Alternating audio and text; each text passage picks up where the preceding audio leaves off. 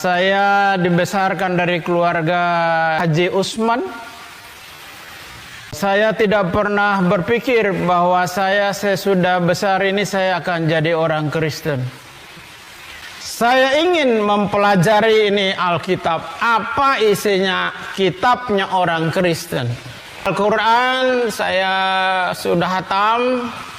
Karena pada waktu saya disunat saya harus hatam Al-Quran. Di kitab Matius pasal yang ke-28 ayat yang ke-18 saya membaca satu kalimat yang sangat-sangat luar biasa. Kepadaku telah diberikan segala kuasa di langit dan di bumi. Jadi Yesus Kristus itu berkuasa di langit dan di bumi. Saya kembali buka, saya punya kitab Al-Quran dan saya membuka di dalam surat 3 Ali Imran ayat yang ke-45. Sesungguhnya Isa anak Maryam, dialah yang terbesar di dunia dan di akhirat. Saya baca kitab Roma dan Roma pasal 14. Ayatnya yang ke-8 dan 9 dan ayat itulah yang membuat saya bertobat. Kesaksian. Ayat-ayat Alkitab ini penyebab murtadin Andi Burhanuddin Haji Usman percaya Tuhan Yesus. Kesaksian ini sangat menarik dan bisa membuka hati dan pikiran kita. Oleh karena itu, silakan Bapak Ibu Saudara berkenan menonton sampai tuntas. Saya hambanya Burhanuddin Haji Usman. Lahir dari keluarga non-Kristen dan tidak ada leluhur saya menjadi orang Kristen. Ayah dan ibu saya Muslim dan beliau adalah haji. Ketua Partai Persatuan Pembangunan sejak dari zamannya Haji Naro. Nah, lalu dia anggota DPRD. Nah, saya dibesarkan dari keluarga itu Haji Usman. Saya tidak pernah berpikir bahwa saya sesudah besar ini saya akan jadi orang Kristen. Satu waktu saya ada di Jakarta dan bekerja. Pulang bekerja saya naik ke bis pada waktu tahun 1982. Saya duduk di bis itu, lalu duduklah seorang laki-laki di atas bis itu. Nah, lalu laki-laki ini bawa dua tentengan ikatan yang saya pikir dulu itu adalah agenda. Kalau agenda saya kepingin minta satu. Lalu saya bertanya kepada beliau, apakah Bapak bawa agenda? Dia jawab saya, ini bukan agenda deh, ini kitab sucinya orang Kristen katanya. Lalu saya bertanya lagi, apakah Bapak orang Kristen? Oh, saya bukan orang Kristen deh, kata dia. Nah, kalau Bapak bukan orang Kristen, lalu Bapak siapa? Nggak boleh loh bukan orang Kristen bawa-bawa Alkitabnya orang Kristen. Haram, saya bilang begitu. Nah, lalu saya berkata kepada beliau, di dalam Islam itu imam dan mukmin itu sama saja. Jadi apa yang membedakan antara Bapak bukan orang Kristen, lalu Bapak bawa Alkitabnya orang Kristen? Oh, saya ini bukan orang Kristen, tapi saya ini adalah pendetanya orang Kristen. Oh. Apa perbedaan pendeta dengan orang Kristen? Saya tanya di dalam bis itu. Lalu dia menjawab saya, perbedaannya orang Kristen itu adalah pendeta dengan orang Kristen adalah pendeta itu sudah 90% melakukan firman Tuhan, sementara orang Kristen baru 25% melakukan firman Tuhan. Kata beliau. Tapi apa yang beliau katakan sesudah saya jadi pendeta benar juga, saudara. Bukan berarti bahwa semua pendeta sudah melakukan firman Tuhan 90 bahkan 100%. Kalau ada pendeta, ada orang Kristen, ada aktivis gereja yang mengatakan bahwa dia sudah melakukan firman Tuhan 90 bahkan 100%.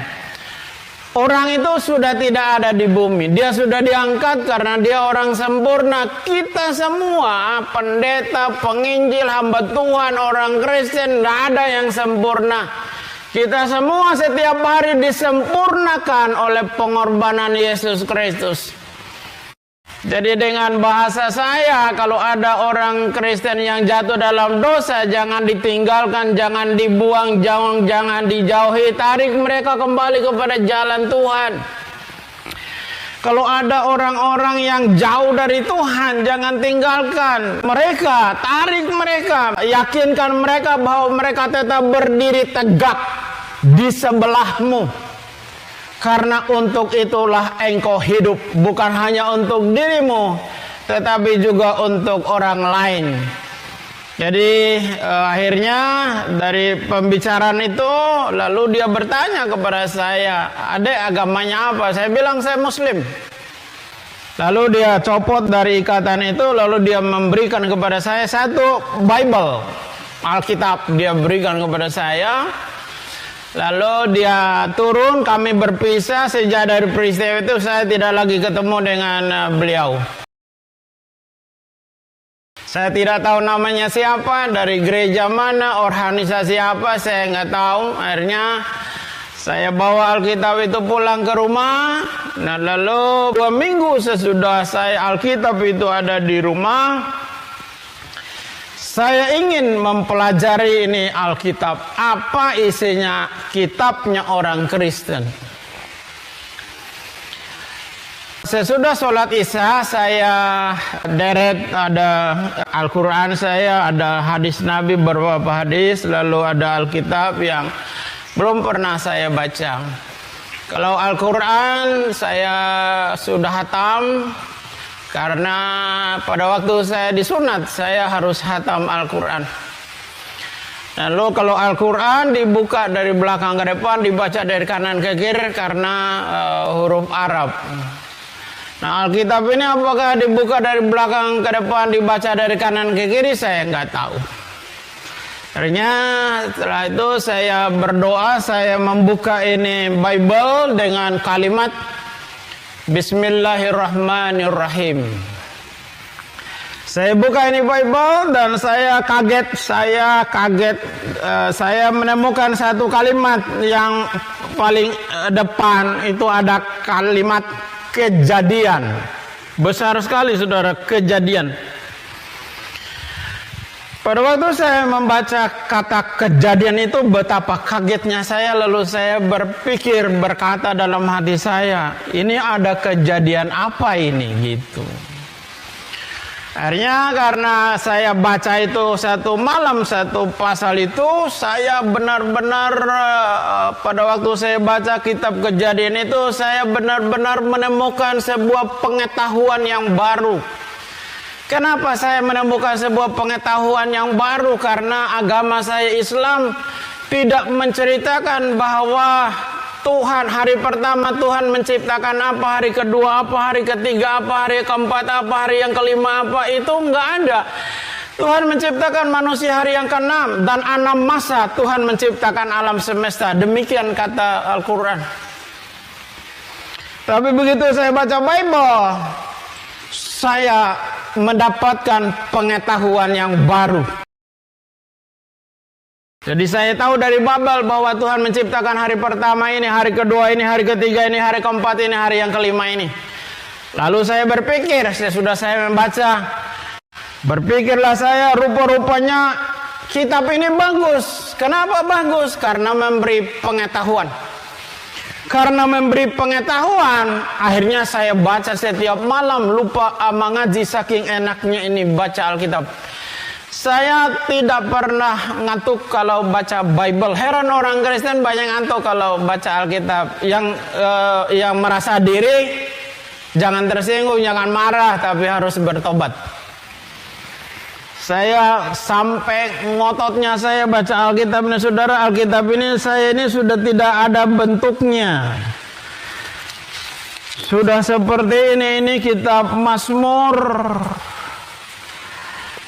Ini lagi, ada lagi kitab Yehezkiel, kitab Ratapan, sudah seperti ini, saudara. Jadi saya baca setiap malam ini Bible karena memberikan pengetahuan. Saya baca terus ketemu dengan hambanya Nabi Nuh. 40 hari 40 malam datangnya hujan, badai, dan banjir, manusia dan binatang mati. Sama kisahnya. Lalu saya ketemu dengan kisah Nabi Ibrahim, atau di dalam Bible ini Abraham. Dan Abraham mempersembahkan, dalam Bible ini Abraham mempersembahkan anaknya Ishak. Sementara di dalam Al-Quran tidak dijelaskan bahwa Tuhan Abraham atau Nabi Ibrahim mempersembahkan anaknya, tetapi disebut anaknya yang tunggal.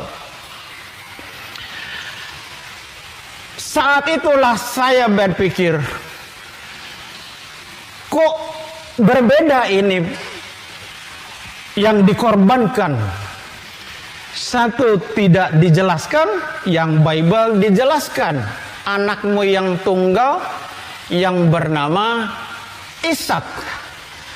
Memang di dalam kitab Kejadian pasalnya yang ke-22, ayatnya yang kedua dijelaskan di sana bahwa firman-Nya, ambillah anakmu yang tunggal itu yang engkau kasih ini, yakni Ishak. Memang secara terang-terangan bahwa yang dikorbankan itu adalah Ishak. Tapi saya berpikir dua agama ini salah. Kalau salah yang dikorbankannya berarti ada satu yang benar. Mana yang benar, itu saya cari. Saya tidak mencari guru ngaji untuk menanyakan kasus ini. Saya juga tidak mencari pendeta atau orang Kristen untuk menanyakan mana yang benar di antara dua cerita ini.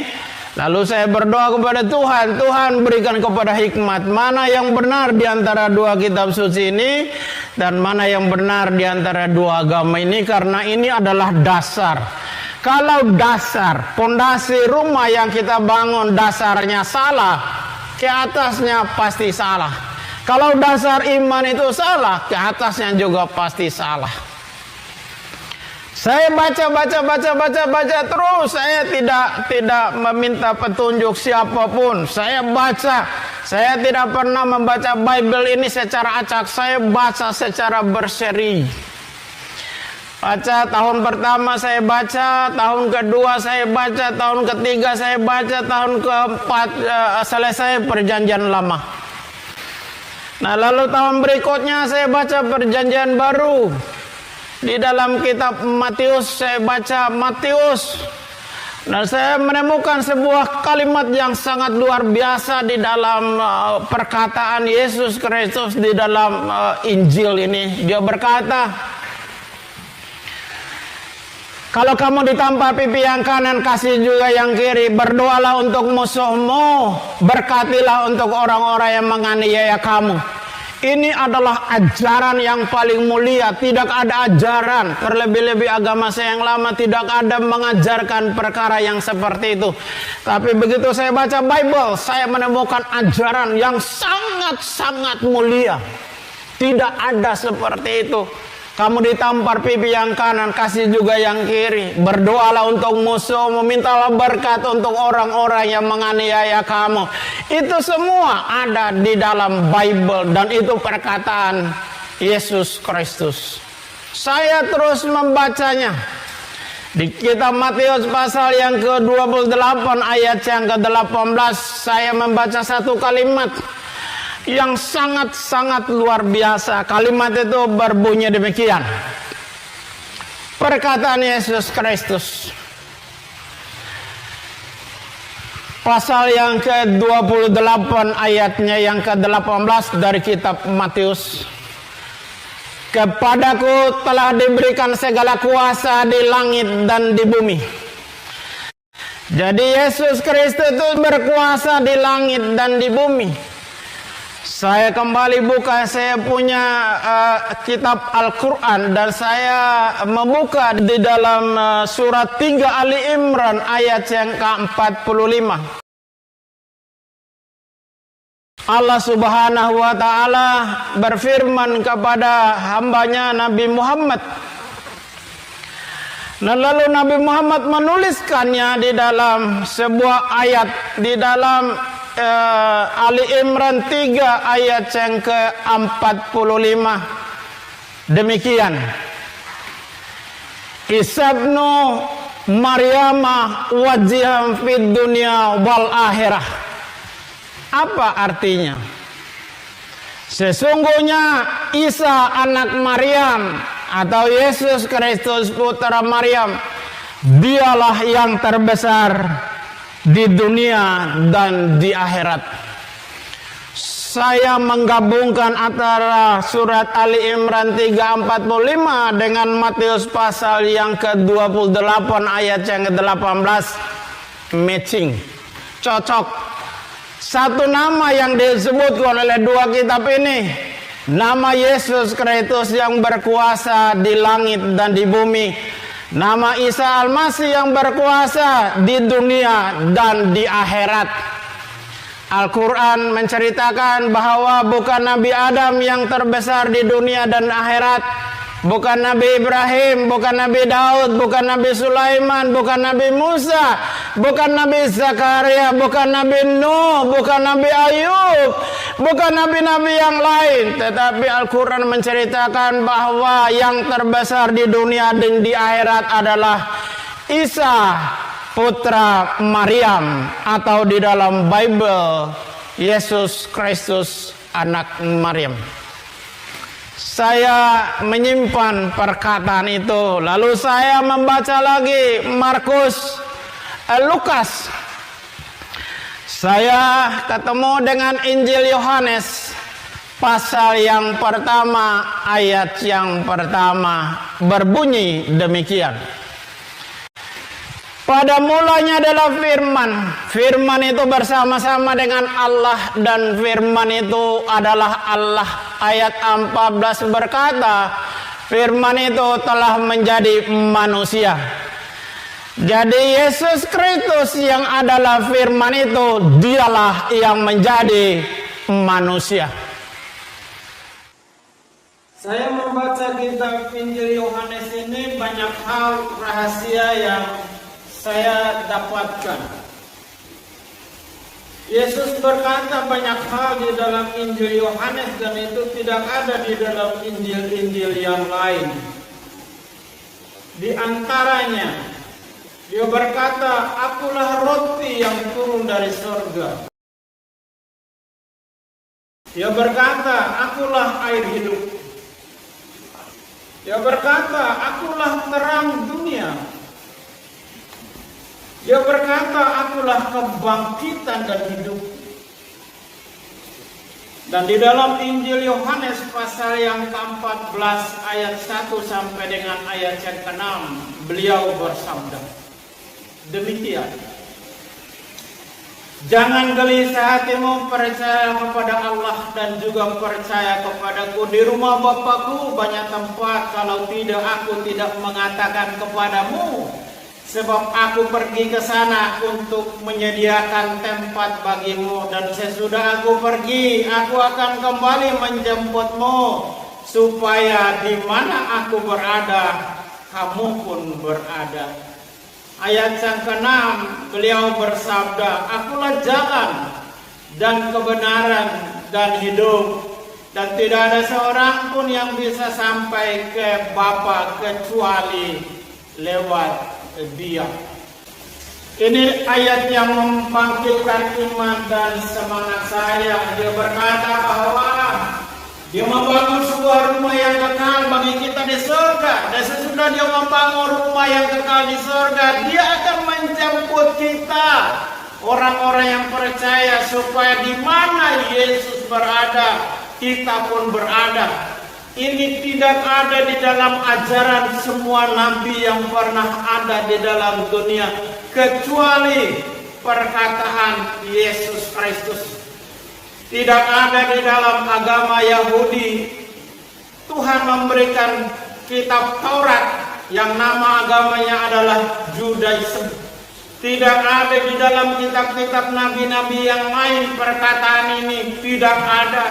Tidak ada di dalam kitab suci saya juga yang lama Al-Quran. Tidak ada juga. Tetapi hanya ada di dalam Injil Yohanes pasal yang ke-14 ayat yang ke-6. Akulah jalan dan kebenaran dan hidup. Dan tidak ada seorang pun yang bisa ke sorga kalau tidak lewat Dia. Hebat. Lalu saya membaca sampai dengan terakhir Injil itu. Lalu saya baca lagi kisah para rasul. Saya tidak pernah berhenti. Saya rindu, saya haus membaca Bible ini, firman Tuhan. Saya menemukan lagi satu kalimat yang sangat luar biasa di dalam kisah para rasul pasal 4 ayat yang ke-12.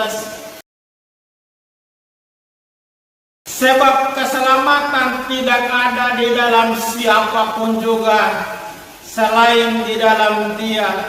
Sebab di bawah kolong langit, bukan saja di Israel, bukan saja di Arab, bukan saja di Amerika, bukan saja di Indonesia, tetapi di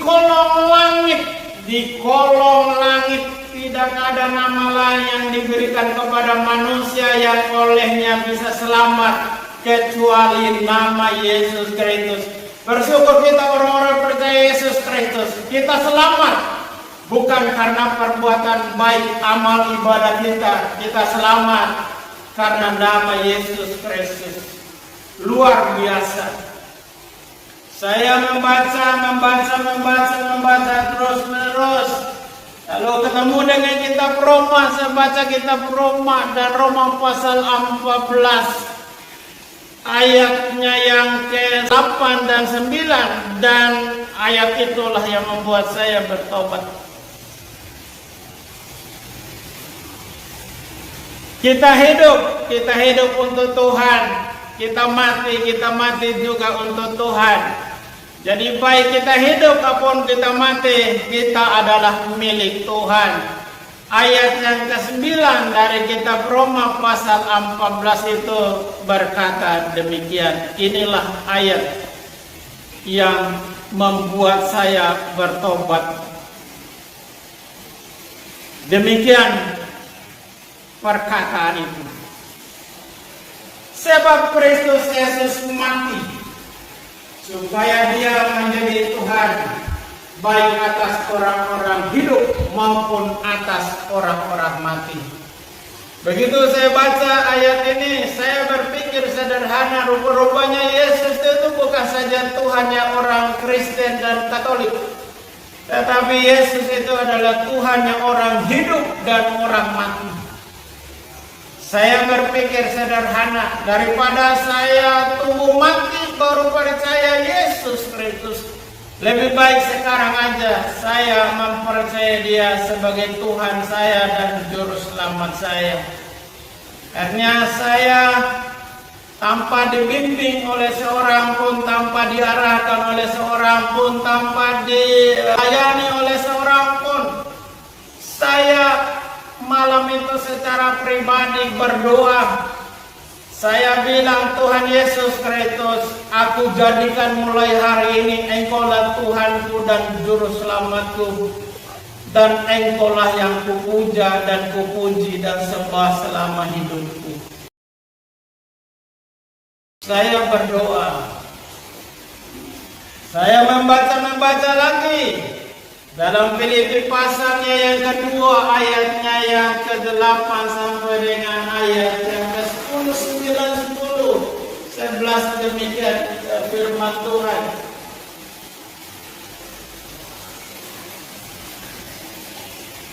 Setiap lutut akan berkelut dan setiap lidah mengaku Yesus Kristus adalah Tuhan bagi kemuliaan Allah Bapa.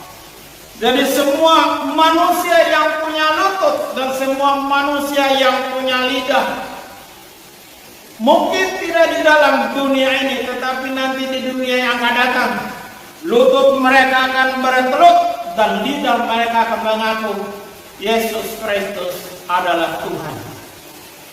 Lalu saya cari pendeta, saya minta diri untuk dibaptis. Saya pertama kali ke gereja, nah lalu ketemu dengan seorang ibu di daerah Kalipasir. Nah, lalu saya masuk di gereja pertama kali. Sebenarnya bukan masuk ke gereja, saya ingin minta cari pendeta di gereja itu, GPDI Kramat Raya. Hanya itu gereja yang saya tahu. Saya tidak tahu gereja, saya tidak tahu yang lain, cuman itu gereja yang saya tahu. Akhirnya saya nongkrong di luar gereja, di seberang jalan. Saya tunggu seseorang pulang dari gereja, dan ada ibu Kristen yang pulang dari situ, dari gereja itu. Dan lalu saya bertanya kepada ibu ini, apakah ibu pendeta? Oh, saya bukan pendeta deh, saya adalah jemaat biasa, kata ibu ini. Nah, lalu saya lagi berkata kepada ibu ini, kalau begitu tolong carikan seorang pendeta, saya mau dibaptis, saya mau jadi orang Kristen. Lalu ibu itu bertanya kepada saya, kau siapa nama deh? Aku namanya Burhanuddin Haji Usman. Ibu itu kaget mendengar bahasa dan kalimat saya. Dia berkata, oh pendeta nggak ada waktu untuk membaptis orang karena ini lagi sibuk bikin acara Natalan. Saya berkata kepada ibu itu, keterlaluan itu pendeta. Kalau begitu nggak usah cari pendeta, kolam baptis, bak mandi ibu aja baptis saya di situ.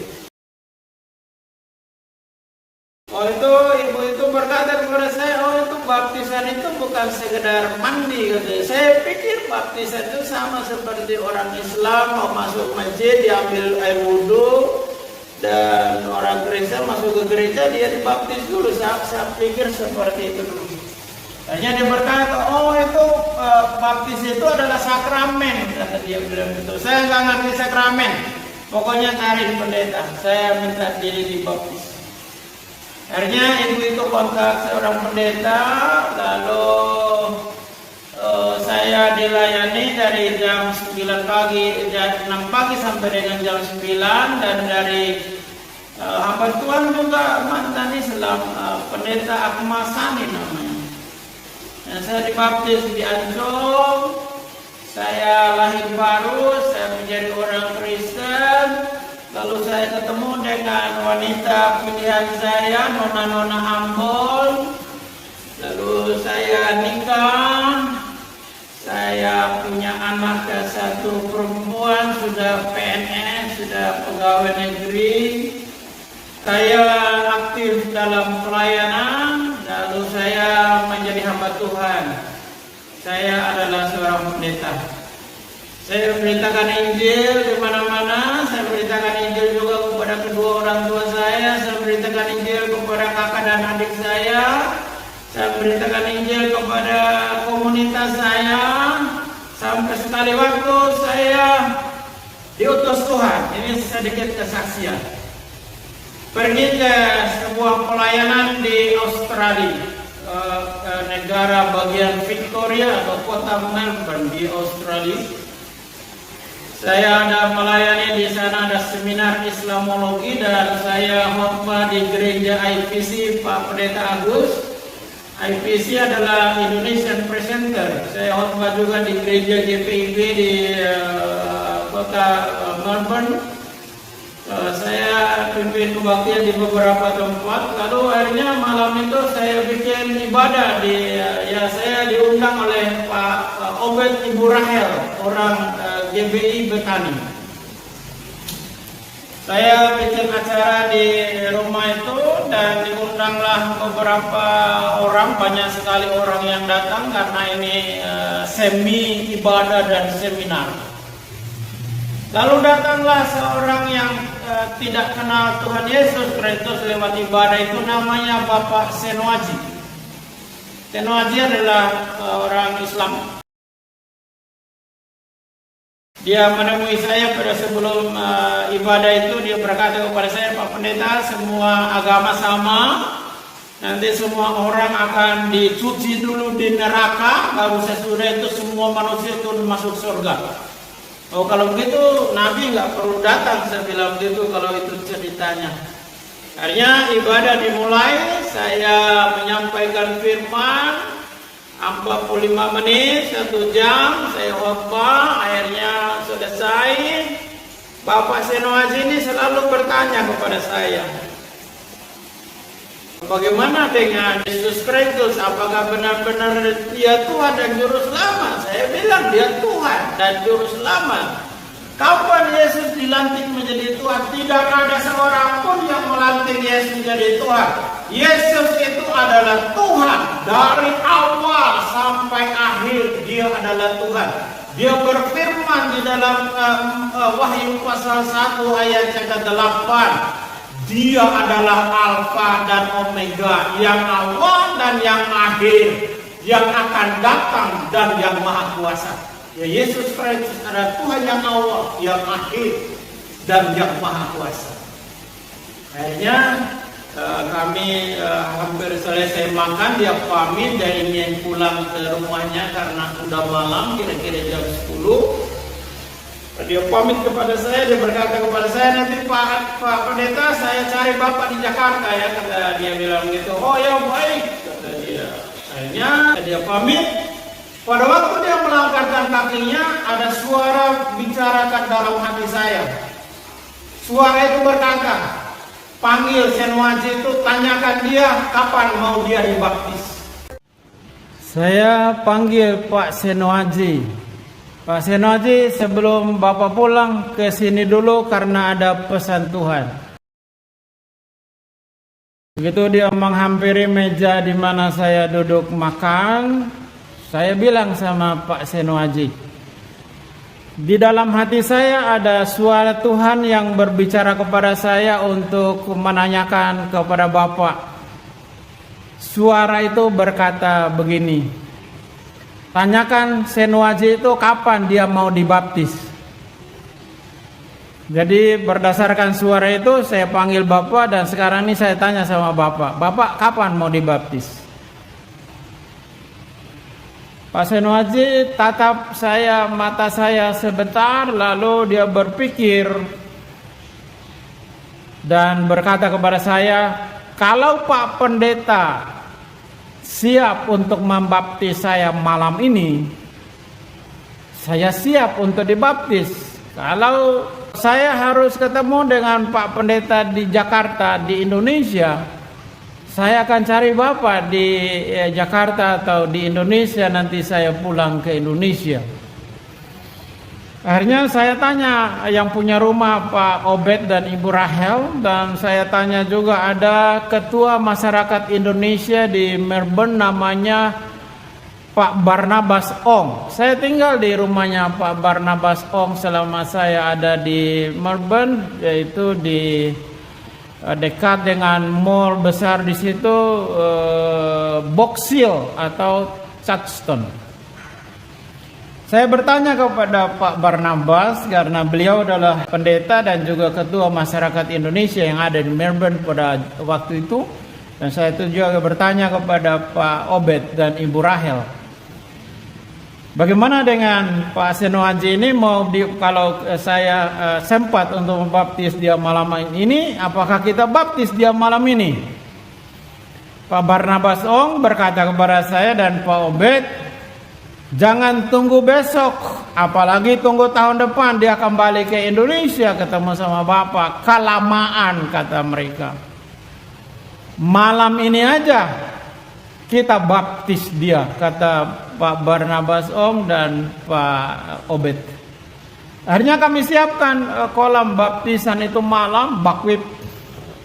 Kami isi air yang penuh, saya siapkan baju, saya siapkan segala sesuatu. Lalu benar-benar Roh Kudus bekerja untuk merubah iman Pak Senuaji dari keyakinannya yang lama Islam menjadi keyakinan yang baru. Percaya kepada Yesus Kristus itu baru pertama kali dia datang ke gereja, baru pertama kali dia dengar firman, baru pertama kali dia mendengar berita Injil. Malam itu dia dengar, malam itu juga dia menyerahkan dirinya kepada Tuhan. Dan saya baptis dia di Bakwip.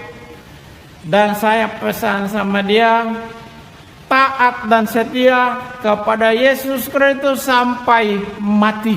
Jangan tinggalkan Tuhan apapun yang terjadi dalam hidupmu. Dan saya selalu kontrol Pak Senuaji ini dengan keponakan saya yang sampai saat ini masih tinggal di Melbourne. Ada Todi, ada Biong Fabio. Kalau saudara punya FB itu ada Biong Fabio, itu keponakan saya. Dia jual nasi padang di Melbourne. Nama restorannya adalah Tambok Cie. Ya sudah ada Biong, saya komunikasi dengan Biong, bagaimana dengan kabar Pak Senuaji. Pak Senuaji masih setia kepada Tuhan dan keluarganya luar biasa.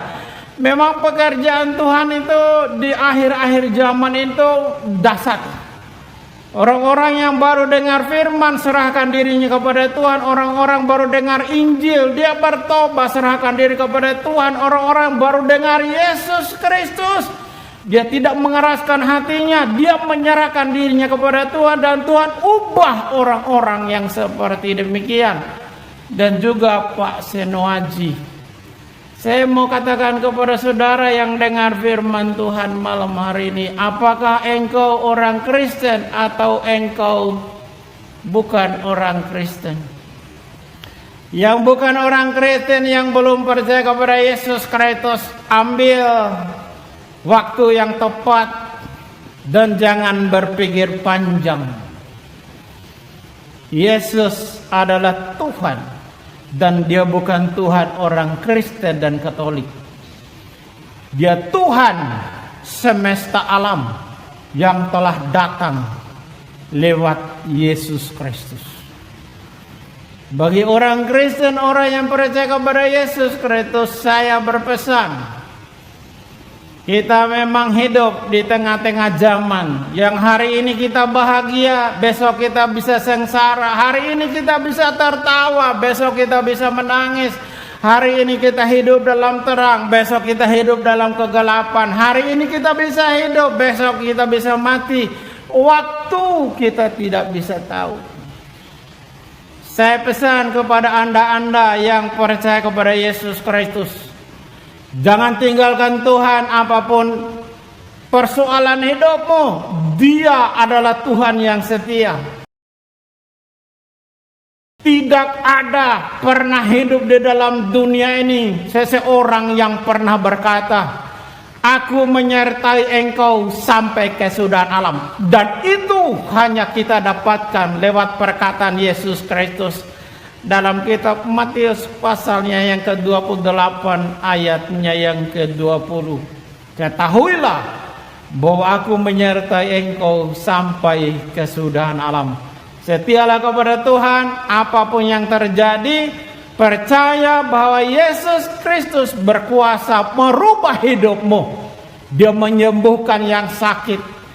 Dia kuatkan segala kelemahan. Dia membangkitkan yang mati.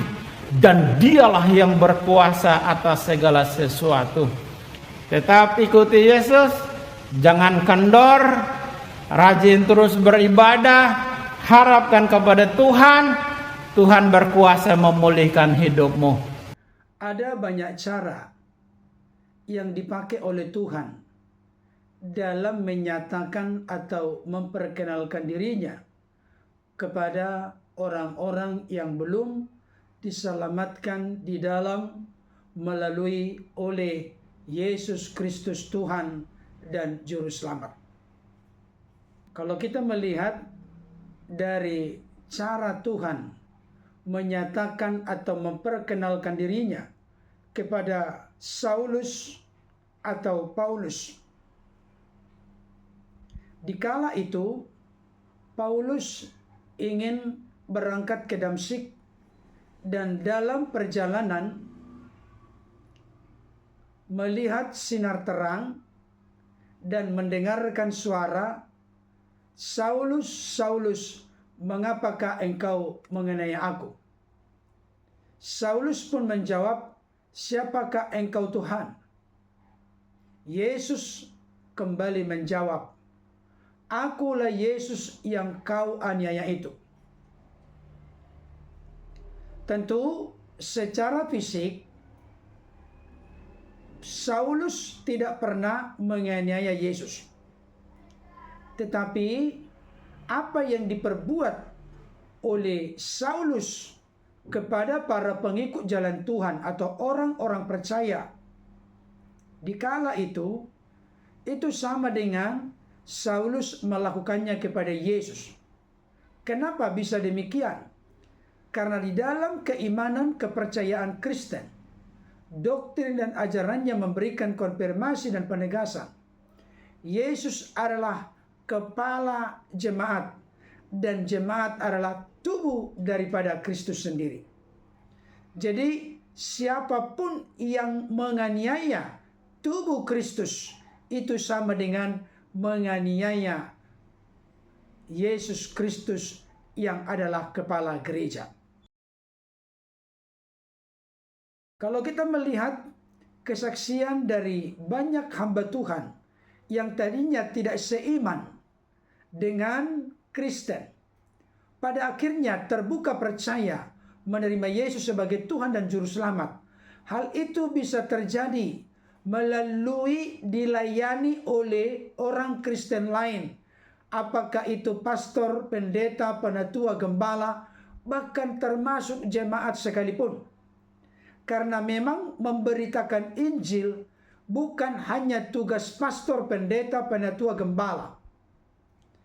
Tidak semua orang Kristen dipanggil untuk menjadi pendeta, tapi semua orang Kristen harus menjadi pelita, menjadi terang, menjadi garam, lewat memberitakan Injil, kabar baik, kabar keselamatan kepada seluruh dunia, kapanpun, dimanapun, dan dalam kondisi keadaan apapun. Ada juga yang akhirnya berjumpa dengan Yesus atau mengalami anugerah keselamatan melalui kesembuhan dari penyakit. Ada juga melalui berbagai peristiwa yang dialami, dan Yesus menyatakan dirinya, kehendaknya kepada orang tersebut. Secara khusus terkait dengan Bapak Andi Burhanuddin Haji Usman ini, beliau bertobat dan percaya kepada Yesus sebagai Tuhan dan Juru Selamat, memiliki kekhasan dan keunikan tersendiri. Dalam sebuah momen, beliau berjumpa di bus dengan seorang yang mengaku dirinya sebagai pendeta. Dan ternyata pendeta tersebut membagikan satu Alkitab kepada Bapak Andi Burhanuddin Haji Usman. Setelah Alkitab itu dimiliki, beliau masih tetap menjalankan rutinitas kegiatan ibadahnya di keyakinan yang lama. Tapi dalam sebuah momen kesempatan, beliau mulai belajar dan membaca Alkitab berurut mulai dari Kejadian. Sampai beberapa waktu lamanya, beliau menyelesaikan membaca Alkitab. Dan ketika beliau membaca Alkitab mulai dari kitab Kejadian, beliau sangat terperangah, terpesona, takjub, dan mendapatkan pengertian yang baru tentang penciptaan, tentang bagaimana Allah memanggil para tokoh yang ada di Alkitab, sampai beliau masuk ke dalam perjanjian baru. Ada beberapa ayat yang menjadi inspirasi sangat kuat bagi beliau, sehingga pada akhirnya terbuka percaya menerima Yesus sebagai Tuhan Juru Selamat. Beberapa di antaranya yang sudah merupakan ayat-ayat populer terkenal di kalangan kekristenan.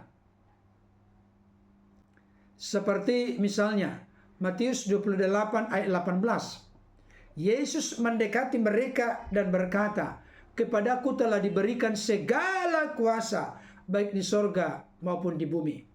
Dan beliau mengaitkan hal itu dengan ayat kitab suci yang diyakininya sebelumnya, bahwa ternyata Isa itu terkemuka di dunia dan di akhirat. Hal itu membuat beliau semakin lapar, semakin haus, semakin terbuka, dan semakin ingin tahu tentang siapakah sosok Yesus itu yang sebenarnya. Kemudian beliau membuka di dalam Yohanes 1 ayat 1 dan 14.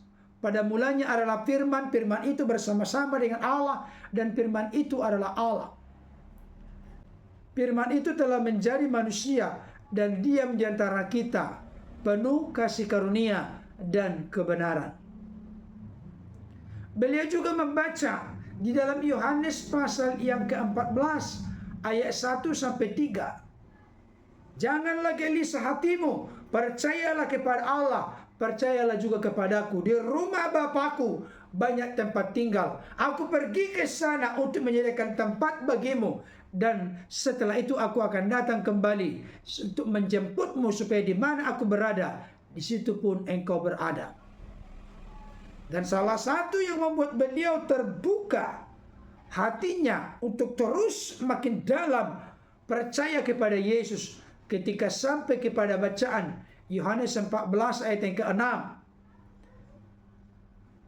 Akulah jalan dan kebenaran dan hidup. Tidak ada seorang pun yang sampai kepada Bapa kalau tidak melalui aku. Bapak, Ibu, Saudara yang dikasihi oleh Tuhan, dan ayat puncak yang akhirnya membuat beliau benar-benar terpukau dan terbuka percaya menerima Yesus sebagai Tuhan dan Juru Selamat, ketika beliau membaca di dalam Roma pasal 14 ayat 8 sampai 9. Sebab jika kita hidup untuk Tuhan, dan jika kita mati untuk Tuhan. Jadi baik hidup atau mati, kita adalah milik Tuhan. Sebab untuk itulah Kristus telah mati dan hidup kembali, supaya ia menjadi Tuhan, baik atas orang-orang mati maupun atas orang-orang hidup. Beliau sadar dan terbuka mata hati, mata rohaninya, bahwa ternyata Yesus itu adalah Tuhan, bukan hanya untuk Katolik dan Kristen, tetapi untuk semua orang, baik yang hidup maupun yang mati. Itu sebabnya di dalam pengakuan iman rasuli, Yesus akan datang kembali pada kali yang kedua untuk menjadi hakim yang adil, baik bagi orang-orang hidup maupun orang-orang mati. Pada akhirnya Filipi pasal 2 ayat 9 sampai 11 pasti digenapi, di mana semua orang akan bertekuk lutut di hadapan Yesus, sujud menyembah kepadanya, dan semua orang akan mengaku Yesus Kristus adalah Tuhan, bagi kemuliaan Allah Bapa. Kiranya kesaksian dari hambanya Pendeta Andi Burhanuddin Haji Usman ini dapat memberi inspirasi bagi kita, dan tentunya seseorang bisa terbuka percaya menerima Yesus dan mengaku Yesus sebagai Tuhan Juru Selamat, oleh karena Roh Kuduslah yang mendorong orang itu untuk mengakuinya, karena Roh Kudus memiliki fungsi dan tugas menginsafkan dunia akan dosa.